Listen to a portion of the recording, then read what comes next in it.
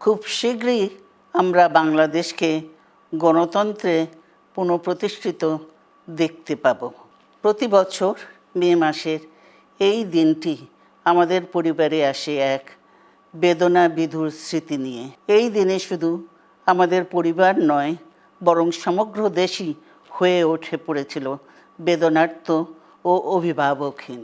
আমাদের প্রিয় মাতৃভূমি বাংলাদেশের জন্মের সাথে জড়িয়ে থাকা এক অবিচ্ছেদ্য নাম শহীদ প্রেসিডেন্ট জিয়াউর রহমান, যে চট্টগ্রাম থেকে স্বাধীনতার ঘোষণা করে তিনি এ দেশের সাথে তার নাম অবিচ্ছেদ্য করেছিলেন। সেই চট্টগ্রামেই এক সফল, সৎ, দূরদর্শী ও প্রকৃত দেশপ্রেমিক প্রেসিডেন্ট হিসেবে নিজের জীবন উৎসর্গ করেছেন।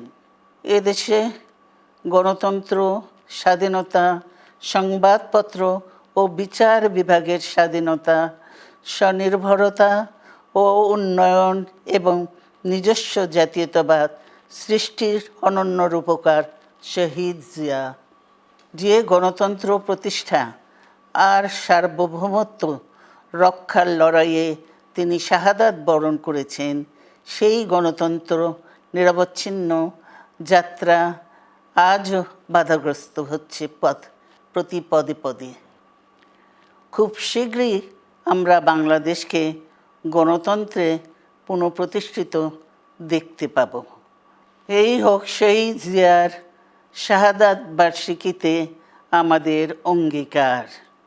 এই লক্ষ্যে সুশৃঙ্খলভাবে এগিয়ে চলার জন্য আমি বিএনপির সকল পর্যায়ের নেতা কর্মী ও দেশবাসীর প্রতি আহ্বান জানাচ্ছি।